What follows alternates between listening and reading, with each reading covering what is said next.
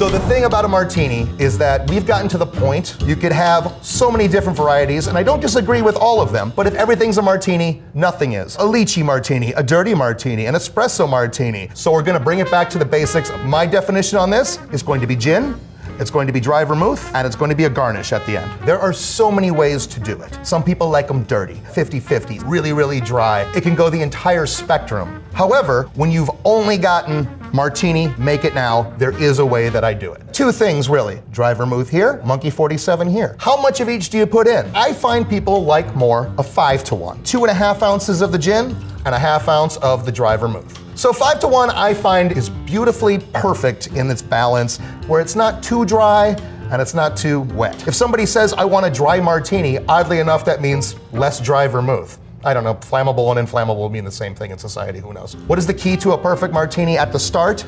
Cold. It is an up cocktail. There's no ice sitting in the glass. This should not be shaken. If you shake, you are changing the character of the drink. You can bruise the juniper, and you can give cloudiness to a cocktail that's supposed to be clear. James Bond, love ya. Let's stir. That's not shake. You're gonna use a spoon. The idea is to actually cup in the ice like this. The other idea is to not move your wrist at all. You don't wanna do like a cauldron like this. You wanna get that beautiful, beautiful, beautiful, beautiful, beautiful motion where it's hooking the ice in. We're not going for over dilution. That's why we stir. If we want it to be over diluted, we would shake. We're just trying to get it just cold enough. So, it's not necessary to chill all your cocktail glasses for cocktails, but if you're gonna do it for one, a martini is it. People wanna know that it's cold. Boom, straight out of being chilled, right here. Then when it becomes time to pour, a secret taught to me is that you should fill it with more ice. That's gonna be the final burst of coldness that this cocktail that's supposed to be cold is going to get before it goes into this glass. So a martini by classic definition has two choices in garnish. Olives, which we always use for a dirty martini, and a lemon twist. They're not just there to look pretty. The point is to get these essential oils off of this twist and into this drink so that little citrus burst happens. That's gonna add flavor to your cocktail. Cold, clear, and perfectly diluted. And that is what we feel we get with this concoction. All right, so I work at the Bush. We are a lesbian bar in Bushwick. We do not cut off cocktails at any time. Our one boundary is that we don't do egg white cocktails after 11 p.m. and I'm very grateful for that one boundary. You want a martini to be freezing cold, and if it's anything less than freezing cold, it sucks. So first I'm gonna chill the glass with ice and water while I make the drink. And I'm gonna put a little bit of dry vermouth, and I'm gonna put a shit ton of vodka. A crap ton. 0.5 of the dry vermouth and about 2.5, 3 ounces. I tend to go 3 ounces on the vodka. It's not too dry. An extra dry martini is essentially a chilled shot in a martini glass. We still have the vermouth, we're still tasting the vermouth. Now I'm gonna shake it. I personally like a vodka martini, shaken to death. It looks great. I'm gonna dump this. And you wanna finish that with a lemon twist right around the rim. Pop it in. Cheers. Our bar's called Martinis, so that's why people a lot of order martinis. For me, like gin martini is the best cocktail in the world. Also like king of the cocktail in the world. Very simple, but that's why it's very difficult to make. So first, I prepare the garnish. Lemon peel is very, very important. Put the white part off. Too much bitterness, make it beautiful. Big chunk ice on the bottom, and then small chunk ice on the top. Chill the mixing glass. So let's make it. Bulldozing. Not too botanical, not too citrus. It's very neutral. Antica Torino. I'm using the 61 gin vermouth. Very gentle, no bubbles. When you make a bubbles, that means you make an aeration. I took 3 years to make a perfect martini, and still I'm practicing. I have to stir a very long time. Water is like kind of glue to become martini.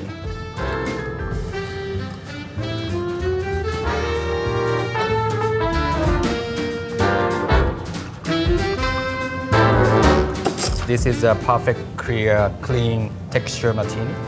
Always olive on the side, and also it's a little bit far from martini. I'm gonna put lemon oil, just the aroma. I'm always recommend to customers, smell it and focus on the flavor, and also kiss to the glass for the first sip. When you grab it, your hand is always shaking. I don't want you to miss the first sip. I take a culinary approach to cocktails. When working with different chefs in different restaurants, the chef that I worked with, he really wanted an MSG cocktail. My immediate thought was, let's do a savory martini with that. People love their dirty martinis. So we're gonna use a ½ ounce of the drinking grade Shaoxing wine in place of our vermouth. This resembles an overly oxidized Oloroso sherry. In place of a regular olive brine, we're gonna do an MSG olive brine. We do about a 2% solution of MSG in there. Then the gin, 2 ounces per cocktail for this one. I crack 1 cube just to get the dilution going. So I'm just gonna do this the European way. Do you guys notice that? Whenever you go to like Spain or something, all the bartenders, no matter what, they use tongs and do each ice cube individually, no matter what. It's crazy. Stir, stir, stir, stir, stir. And then there you have it, your MSG martinis.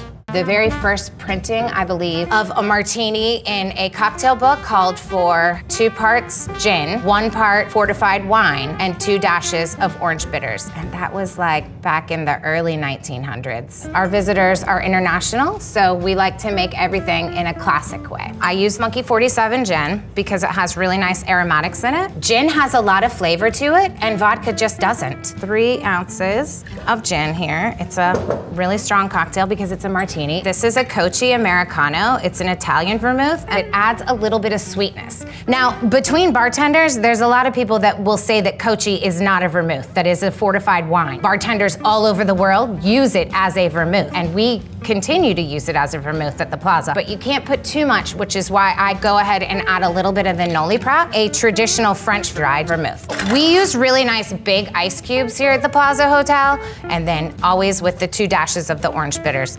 Like salt and pepper, it just enhances the flavor of the spirit. You're supposed to stir a martini 25 turns, but I never measure.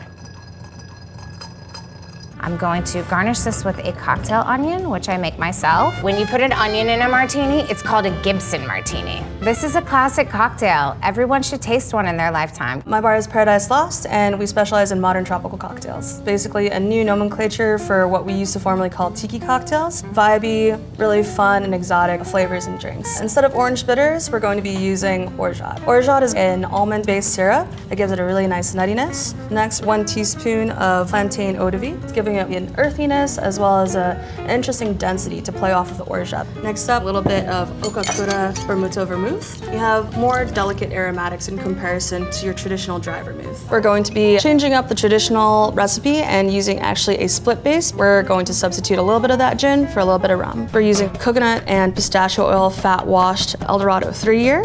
This is going to give it a really beautiful nuttiness, texture, and slightly more body. Fat wash infuses different types of fats, whether it's oils or solids like butter, into a spirit. Next up, we're going to our gin. This is going to be some matcha infused Roku Japanese gin. Over at our tiki bar, we mainly use pebble ice, which is going to be smaller pieces of ice that really help with our dilution of most drinks. Unfortunately, that means that we don't have regular cube ice, so we usually use these larger cubes in place of any other shaking cubes that we would use. Over at Paradise Lost, we actually pre-batch this entire martini and serve it inside a little vial so you can pour as much or as little out as you'd like. Make it a little bit more playful, as well as give you a drink that you can kind of interact with. So this is where the pebble ice comes in. With a little bamboo leaf as well as a little orchid to bring you back into the tropics. I really love serving martinis in Nick and Nora glasses with a sidecar kept on ice. Sip as much as you want. Whenever you're ready, pour a little bit more out. And that's your perfect martini. So flair bartending is essentially bartending with a little extra style. I think that anytime you're out at a restaurant, a bar, and you're enjoying yourself and you see a bartender having fun and showing you a level of mastery of their craft, I think it's an enjoyable experience. So the way I like to start my martini is putting a couple dashes of orange bitters in there, and then we're gonna put some Bianco vermouth. Now for me, Bianco vermouths have a little bit more floral characteristic and have a little bit more going on as far as body, so it gives a little bit of richness to the cocktail that I don't think dry vermouth necessarily has. And then I'm gonna use gin. And I think most people that say they don't like gin probably have had a bad experience with a bad gin. Lots of ice. Ice is our friend. We love ice. Makes the drink nice and cold, and we're gonna stir. We never shake a martini. I have very strong opinions about this. Stirring will keep that velvety mouthfeel that is so important with a martini. And of course, we'll do a nice long pour, a little aeration, never hurt anybody. And then we're just gonna finish off with a little lemon peel, give it a little rim, drop it in, gin martini. A martini can be a very simple drink for a home bartender. Being able to just pull out a martini at a dinner party or when you're having people over for cocktails is kind of special. And I'm gonna take my coupe just to get a little bit cold, so I'm gonna throw it in the freezer. So now I'm gonna go ahead and just take my shaker and then plop in a few ice cubes and then a little bit of vodka. Honestly, I don't use a measuring thing when I'm at home, so we're just gonna pour some in. You can actually see it starting to frost there on the outside, so you know it's nice and cold. And then my chilled glass, it's got that nice little frost on it. I'm just going to rim this glass with a little bit of the lime to give it that nice little flavor. I know that vermouth is a thing that often goes into martinis, but for the home, I like just a straight up vodka martini with a little bit of a twist. It is all vodka. This is a glass of chilled vodka, but that's okay for a home bartender. Donahue's Steakhouse is a family-run restaurant. We've got 4 generations. I am the 3rd. In the olden days, you asked for a martini, it was gin, automatically. At Donahue's, I'd say at least half of the customers are ordering a vodka martini before dinner. Tribuno, dry vermouth. I'm gonna swish this around a little bit. I'm gonna pour this off, because the ice has now been blessed. Basically, you pour off all the extra vermouth to make a dry martini. Then you're gonna open up your Grey Goose. Shake it up, and then your martini glass. You chill it, of course, because it has to be cold. Take the lemon twist, put that in here. Now that's a perfect way to start an evening.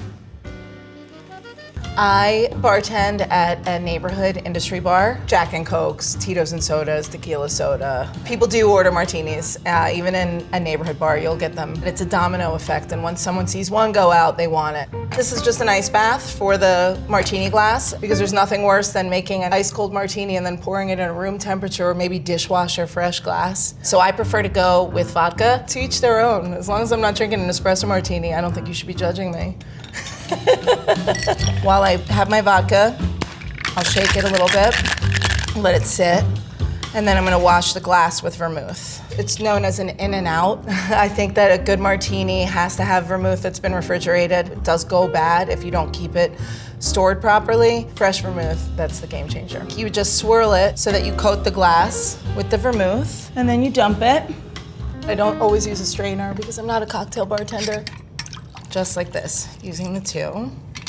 And then for a twist, if I wanted a dirty martini, I'd just go swim in the ocean. Take the skin, twist it, run it over the top of the glass, and you just drop it in, and that's it. I work in a high volume craft cocktail bar. On an average night, I probably make between 800 to 900 cocktails. I've won some pretty big speed bartending competitions. So putting some ice in a glass. I prefer a 50-50 style martini. We come in, for the speed, it's pretty easy.